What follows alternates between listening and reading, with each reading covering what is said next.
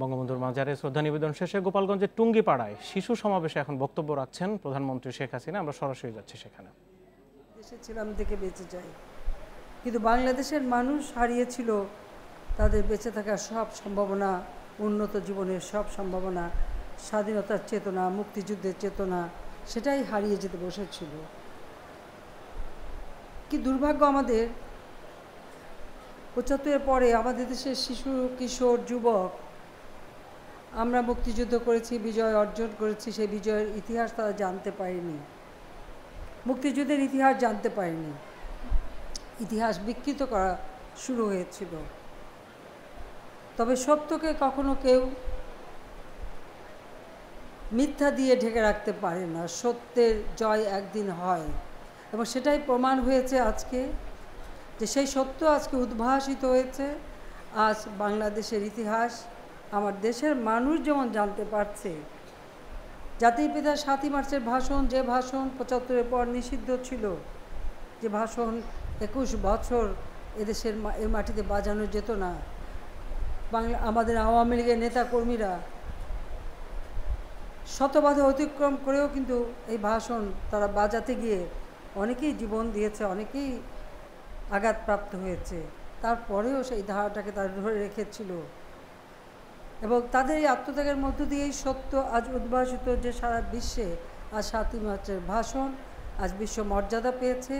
জাতিসংঘের ইউনেস্কো কর্তৃক আন্তর্জাতিক প্রামাণ্য দলিলে সেই স্থান করে নিতে পেরেছে, যা বাংলাদেশের ভাবমূর্তি আরও উজ্জ্বল হয়েছে, যা বিশ্বের ২৫০০ বছরের যত ভাষণ, সেই ভাষণের মধ্যে মানুষকে উজ্জীবিত করবার জন্য সর্বশ্রেষ্ঠ ভাষণ ৭ই মার্চের ভাষণ হিসেবে মর্যাদা পেয়েছে। আজকে আমরা যদি একটু ফিরে দেখি, মাত্র ৩.৫ বছর তো সময় পেয়েছিলেন। এরই মধ্যে তিনি এদেশের শিশুদের জন্য প্রাথমিক শিক্ষা সম্পূর্ণ অবৈতনিক করে দিয়ে যান।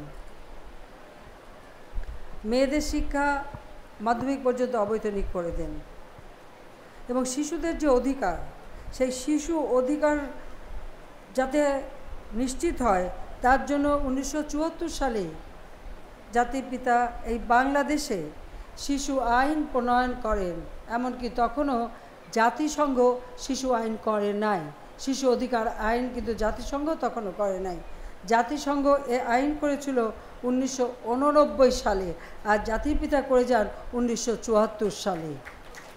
কত দূরদর্শিতা ছিল তার সেই নেতৃত্বে।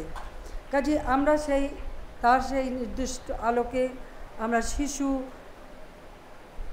শিশু নীতি, আমরা জাতীয় শিশু নীতি প্রণয়ন করি ২০১১ সালে, এবং শিশু অধিকার যাতে সুরক্ষিত হয়, এবং সেই সাথে সাথে আমাদের শিশুদের শিক্ষা, খেলাধুলা, শরীরচর্চা, সাংস্কৃতিক চর্চা সর্বদিকে যেন তাদের পারদর্শিতা গড়ে ওঠে, সেদিকে আমরা বিশেষভাবে দৃষ্টি দিয়েছি। এবং ডিজিটাল বাংলাদেশ গড়ে তুলে আধুনিক প্রযুক্তি, কম্পিউটার শিক্ষা, মাল্টিমিডিয়া ক্লাসরুম, কম্পিউটার ল্যাব আমরা তৈরি করে দিচ্ছি। আমাদের শিশুরা যেন তারা এই আধুনিক প্রযুক্তির সাথে তাদের সম্পর্ক গড়ে ওঠে।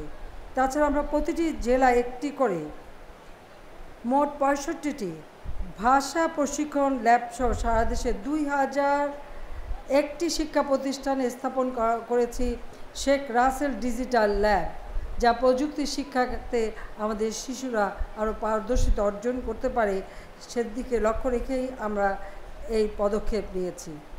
কাজে আমি এটুকুই শুধু বলতে চাই যে আজকে দেশে আমাদের ছেলেমেয়েরা যে শিক্ষা গ্রহণ করছে, আমরা একেবারে তৃণমূল পর্যায় থেকে আমরা আমাদের শিশুদেরকে এবং সারা বাংলাদেশের সকল ছাত্রছাত্রীদেরকে বিনা পয়সায় বই দিচ্ছি। পাশাপাশি আমরা যারা দৃষ্টি প্রতিবন্ধী তাদের জন্য ব্রেইল বইয়ের ব্যবস্থা করা হয়েছে, ক্ষুদ্র নৃগোষ্ঠীর জন্য তাদের ভাষার বই দেওয়া হচ্ছে। তাছাড়া আমরা একেবারে বিনামূল্যে প্রি প্রাইমারি শিক্ষা আমরা যেমন শুরু করেছি, প্রি প্রাইমারি থেকে মাধ্যমিক পর্যন্ত বিনামূল্যে আমরা বই বিতরণ করে দিচ্ছি, এবং আমরা বৃত্তি পর্যন্ত দিচ্ছি। এবং প্রাথমিক বিদ্যালয়ের শিশুদের বৃত্তির টাকা আমরা মোবাইল ফোনের মাধ্যমে মায়ের নামে পৌঁছে দেওয়ার ব্যবস্থা করেছি, যেন মা তার শিশুকে স্কুলে পাঠায়, এবং স্কুলে টিফিনের ব্যবস্থাও আমরা করে দিচ্ছি যেন ঝরে পড়া বন্ধ হয় এবং তারা স্কুলে যেতে পারে। মেয়েদের জন্য আমরা বিশেষ ব্যবস্থা নিচ্ছি। এভাবে আমরা একটা পরিবেশ সৃষ্টি করছি যে আমাদের ছেলেমেয়েরা লেখাপড়া শিখবে, মানুষের মতো মানুষ হবে, উচ্চশিক্ষা পাবে। জাতিপিতা ছোটোবেলা থেকেই তিনি কিন্তু সবসময় মানব দরদি ছিলেন। আমার দাদির কাছে গল্প শুনেছি যে নিজের বই গরিব কোনো ছাত্র ছাত্রী হলে ছাত্ররা অনেক সময় কষ্ট করে পড়তো, তখন তাদেরকে তিনি বিলিয়ে দিতেন। সে সময় ঘরের কাছে স্কুল ছিল না, মাইলের পর মাইল কাঁচা মাটির রাস্তা দিয়ে হেঁটে অথবা নৌকায় করে স্কুলে যেতে হতো। এই হেঁটে যাওয়ার জন্য হাতে ছাতা কিনে দেওয়া হতো, এই ছাতি মাথায় দিয়ে যেতে হতো। আমাদের বাড়িটা গোপালগঞ্জের শহরেই ছিল, তাই তিনি যারা দূর দূরান্তরে যেতেন নিজের ছাত্রী তাদেরকে দিয়ে দিতেন। আর অনেকে বিভিন্ন বাসায় লজিং থেকে পড়াশোনা করতো, সেখানে হয়তো ঠিকমতো খাবার পেত না, তার কাছে যেই এই কথাটা বলতো তিনি তাদেরকে বাড়িতে নিয়ে আসতেন এবং তার জন্য যে খাবার থাকতো দরকার সেই খাবার ভাগ করে খেতেন। আমার দাদি এই কথা শোনার পর বরং বেশি করে খাবার রেখে দিতেন। আমার দাদা দাদি তাদের সব সময় একটা জিনিস ছিল, তার খোকা, ছোট্ট খোকা যা বলবে সেটাই তারা মেনে নিতেন। কোনো দিন এই যে বই দিয়ে দিলেন, কাপড় দিয়ে দিলেন, ছাতি দিয়ে দিলেন বা খাবার দিচ্ছেন সেজন্য কখনো বকাঝকা না, বরং আরও উৎসাহ দিতেন। তিনি যে বড় হয়ে উঠেছিলেন তাতে মা বাবার যে অবদান সেটাও কিন্তু অনেক বড় অবদান, যে সারা জীবন তিনি যে রাজনীতি করেছেন আমার দাদা দাদি সবসময় তাকে সেই সমর্থনটা দিয়ে গেছে। এইভাবেই আদর যত্ন দিয়েই কিন্তু তাকে মানুষ করা হয়েছে এবং সেই যুগে কলকাতায় রেখে পড়াশোনা পর্যন্ত করিয়েছেন। কোনো দিনও মানে কোনো আফসোস করেন নাই যে তার খোকা লেখাপড়া শিখে টাকা কামাই করে তাদের দিচ্ছে না, উল্টো ধান পাট বিক্রি করে সেই টাকা খোকাকে দিতেন তার রাজনীতি করার জন্য সুযোগ হয়। আর সেই সাথে সাথে আমার মাও সবসময় নিজের কোনো চাহিদা ছিল না, আমার বাবার রাজনীতির পাশে সবসময় ছিলেন, তারও যতটুকু অর্থ সম্পদ যা সব আমার বাবাকে দিতেন যে তিনি দেশের কাজ করেন, মানুষের কাজ করেন সেই কথা চিন্তা করে। যে কারণে তিনি এত বড় আত্মত্যাগ করতে পেরেছিলেন, এত বিরাট হৃদয়ের অধিকারী তিনি হয়েছিলেন। এদেশে প্রায় দুর্ভিক্ষ লেগে থাকতো, নিজের গলা খুলে দিয়ে ধান বিলিয়ে দিতেন। আমার দাদা দাদি কখনো বকাঝকা করেননি। এই যে তার ভিতরে একটা দানশীল মনোভাব, মানুষের প্রতি ভালোবাসা, সেই ভালোবাসার টানেই তিনি আমাদেরকে এই স্বাধীনতা এনে দিয়ে গেছেন। আজকে আমাদের লক্ষ্য বাংলাদেশকে তিনি যেভাবে দেখতে চেয়েছিলেন উন্নত সমৃদ্ধ বাংলাদেশ, সেই বাংলাদেশ গড়ে তোলা, এবং সেই লক্ষ্য নিয়েই কিন্তু আমরা কাজ করে যাচ্ছি।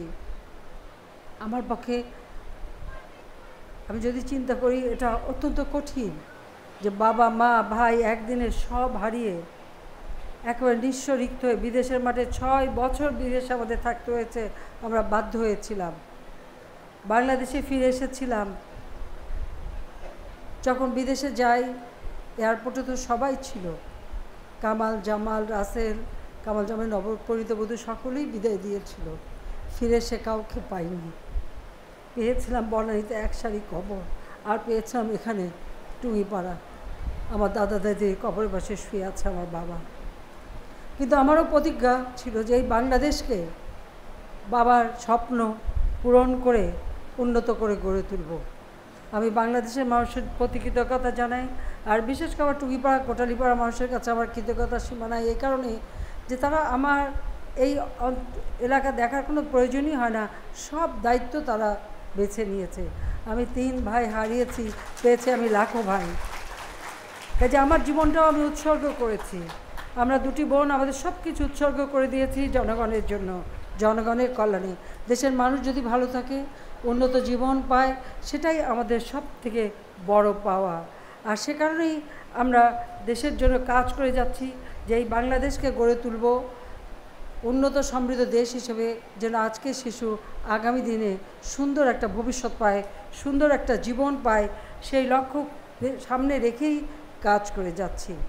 আমি শুধু বিদায়ের আগে বলে যাব, কবি সুকান্ত, যার বাড়ি কিন্তু কোটালীপাড়া, তারই কবিতার কিছু লাইন, ছাড়পত্র যে কবিতাটা তিনি লিখেছিলেন, বেশি দিন বাঁচেননি, মাত্র 19 বছর বয়সেই মৃত্যুবরণ করে, কিন্তু যে কবিতাগুলি তিনি লিখে গিয়েছিলেন সেগুলি সবসময় মানে হৃদয় ছুঁয়ে যায়।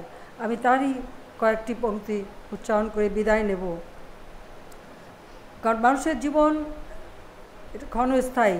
আমি যখন বাংলাদেশে ফিরে আসি আমি জানতাম যে কোনো সময় হয়তো আমার বাবার মতো ভাগ্য আমাকে বরণ করতে হবে, কিন্তু কখনো আমি মৃত্যু ভয়ে ভীত হইনি। সবসময় একটা চিন্তাই করেছি যে আমাকে কাজ করতে হবে, আমার বাবার স্বপ্ন পূরণ করতে হবে, আর সেই সিদ্ধান্ত নিয়েই আমি আজও পথ চলছি। আজকে বাংলাদেশ অনেক দূর এগিয়ে গেছে, ইনশাল্লাহ আরও এগিয়ে যাবে। আমাদের সব শিশুরা স্কুলে যায়, পড়াশোনা করে, কমিউনিটি ক্লিনিকের মাধ্যমে তাদের চিকিৎসার ব্যবস্থা আমরা করি, তাদের শিক্ষার ব্যবস্থা, চিকিৎসার ব্যবস্থা, বাসস্থানের ব্যবস্থা, সুন্দরভাবে বাঁচার ব্যবস্থা, সব কিছু আমরা করার জন্য চেষ্টা করে যাচ্ছি যে বাংলাদেশের একটি মানুষও ক্ষুধার্ত থাকবে না, বিনা চিকিৎসায় কষ্ট পাবে না, সুন্দরভাবে জীবনযাপন করবে, উন্নত জীবন পাবে, সেটাই লক্ষ্য। আর আমাদের শিশুর ভবিষ্যৎ গড়ে তুলতে চাই। তাই জাতির পিতার এই জন্মদিনটাকে আমরা শিশু দিবস হিসেবে ঘোষণা দিয়েছি। জাতীয় শিশু দিবস হিসেবেই আমরা এটাকে উদযাপন করি, পালন করি, কারণ জাতির পিতা বঙ্গবন্ধু শেখ মুজিব শিশুদের অত্যন্ত ভালোবাসতেন। আর তার সব প্রচেষ্টাই তো ছিল যে আজকে যে শিশু আগামী দিনে সে মানুষের মতো মানুষ হবে, সুন্দরভাবে জীবন পাবে। আর সেই লক্ষ্য নিয়েই আমাদের পথ চলা। আমি কবি সুকান্তর ভাষায় বলতে চাই, চলে যাব তবু যতক্ষণ দেহে আছে প্রাণ, প্রাণপণে এ পৃথিবী সরাবো জঞ্জাল। এ বিশ্বকে এ শিশুর বাসযোগ্য করে যাব আমি, নবজাতকের কাছে এ আমার দৃঢ় অঙ্গীকার। আমাদের আজকের শিশু আগামী দিনে সুন্দর জীবন পাক, সেটাই আমরা চাই। সবাইকে ধন্যবাদ। জয় বাংলা, জয় বঙ্গবন্ধু, বাংলাদেশ চিরজীবী হোক। ধন্যবাদ মাননীয় প্রধানমন্ত্রীকে তার মূল্যবান ভাষণ প্রদানের জন্য। সুধীবৃন্দ, আলোচনা অনুষ্ঠান শেষ হলো। এবার পুরস্কার বিতরণ। জাতির পিতা বঙ্গবন্ধু শেখ মুজিবুর রহমানের